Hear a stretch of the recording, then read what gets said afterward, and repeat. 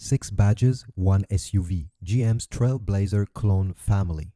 In the early 2000s, General Motors embarked on a bold strategy to diversify its SUV lineup by introducing the TrailBlazer platform across multiple brands. This approach allowed GM to cater to a wide array of consumers by tailoring each variant to a specific market niche. Each model offered unique features while sharing the core DNA of the TrailBlazer platform. So let's start with the TrailBlazer, the people's SUV. Launched in 2001, the Chevrolet TrailBlazer was GM's answer to the increased demand in mid-size SUVs. Designed to appeal to the masses, it combined practicality with affordability. Under the hood, it had a 4.2-liter Vortec inline-six engine producing 270 horsepower and 275 pound-feet of torque. Its very functional design and spacious interior made it a favorite among families and outdoor enthusiasts. However, its fuel economy wasn't that good because it was a body-on-frame SUV, which tends to be heavier and less fuel efficient than any unibody constructions. In 2002, the TrailBlazer's impact was recognized when it won the North American Truck of the Year award, cementing its status in the SUV market. GM intentions for the TrailBlazer was clear. Create a versatile vehicle that could serve daily commuting needs while being capable of weekend adventures. Later on in 2006, Chevrolet introduced the TrailBlazer SS, a high-performance version that injects excitement into the lineup. Equipped with a 6-liter LS2 V8 engine borrowed from the Corvette, the TrailBlazer SS delivered 395 horsepower and 400 pound-feet of torque. This powerhouse enabled the SUV to sprint from 0 to 60 miles per hour in just over 5 seconds, which was and still is very remarkable for its class. And there was more. It featured a sport-tuned suspension, larger brakes, and a distinctive exterior design and unique badging. Inside, the SS variant offered sport seats and a revised instrument cluster, enhancing the driving experience for enthusiasts seeking performance without sacrificing utility. Overall, as you see, the TrailBlazer was a real success. In the US, they sold over 1,600,000 units during the whole generation. Next on the list, we have the Oldsmobile Bravada. The Bravada was designed to be the most comfortable and plush SUV in the TrailBlazer family, offering a softer, more relaxed driving experience. Everything about the Bravada was tuned for comfort rather than precision. Its steering was less responsive, making for an easygoing, effortless drive, and its suspension prioritized smoothness over sharp handling. The seats were more cushioned than those in the other GM's siblings, with extra padding that provided superior support. Even the materials inside leaned towards a more premium soft-touch feel, reinforcing the Bravada's mission as a luxury-leaning SUV. Targeted primarily at an older, more comfort-focused demographic, the Bravada wasn't about off-road prowess or sporty handling. It was about refined ease. However, in 2004, when GM decided to discontinue the Oldsmobile brand, the Bravada future was uncertain. Recognizing that its target audience closely aligned with Buick, GM shifted the Bravada's mission into the newly introduced Buick Rainier. Buick was already known for catering to mature buyers who valued quiet, smooth-riding vehicles, making the transition seamless. While the nameplate disappeared, the essence of the Bravada lived on, reborn with a different badge but the same commitment to premium comfort. The Buick Rainier. The Rainier wasn't a radical departure from the Bravada, it was more of an evolution. One of the biggest upgrades was the introduction of Buick's quiet tuning technology. This system significantly reduced road noise through triple door seals, thicker sound insulation, and side acoustic laminated glass, a first for any production vehicle. As a result, the Rainier delivered a noticeably quieter ride compared to its siblings. It also came with slightly more premium materials inside, further reinforcing its position as the most refined option in the TrailBlazer lineup. However, despite these refinements, the Rainier still wasn't on par with true luxury SUVs of that era, like the BMW X5 and the Lexus RX. Ultimately, the Rainier was a step above mainstream SUVs, but it fell short of true luxury contenders. But at the same time, I don't even think GM was thinking going after them. Now let's continue with the GMC Envoy.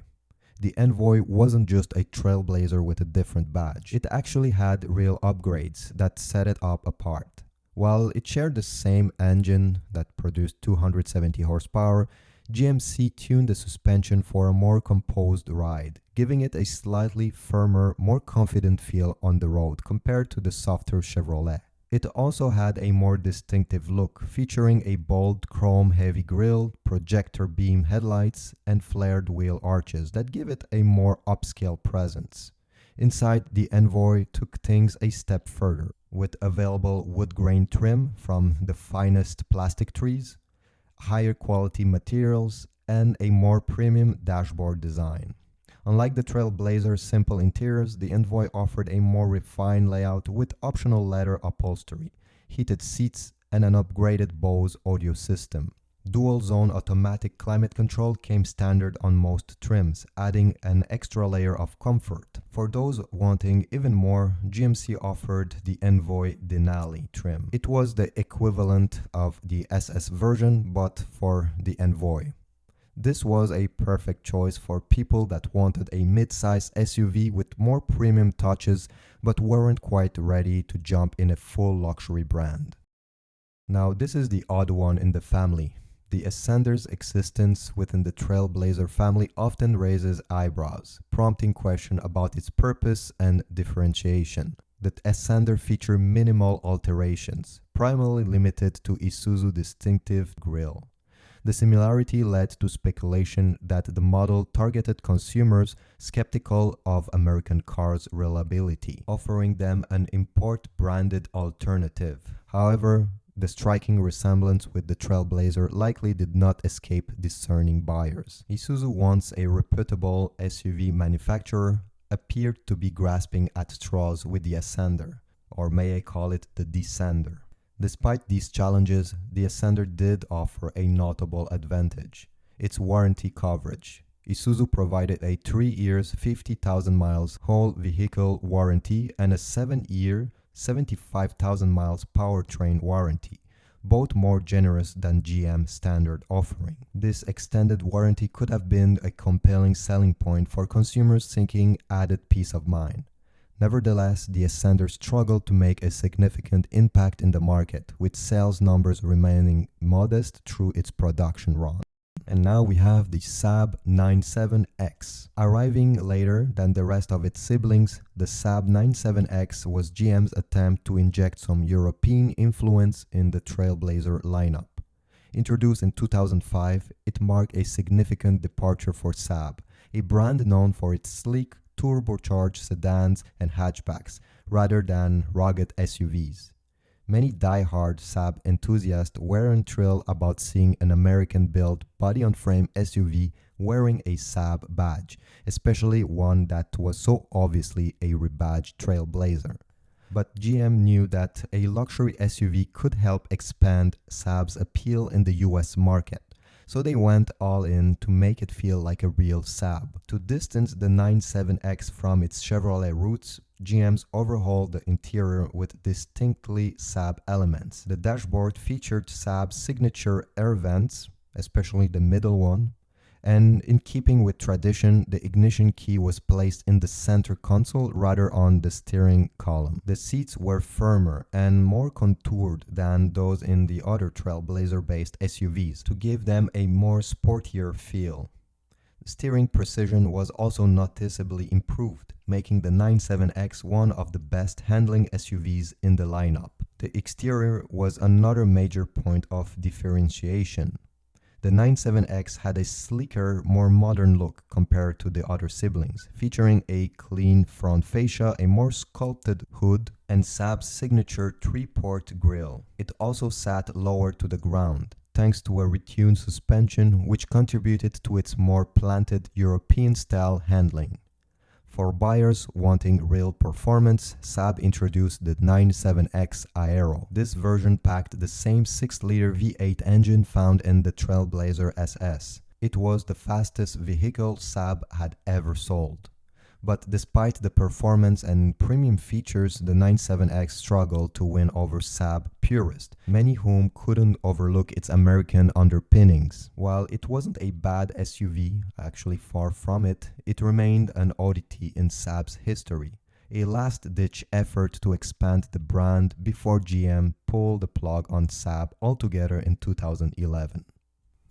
The GM TrailBlazer family was a bold experiment in badge engineering. Though most of these models have faded into obscurity, their legacy remains a fascinating chapter in GM's history, one that highlights both the strengths and the limitations of rebadging.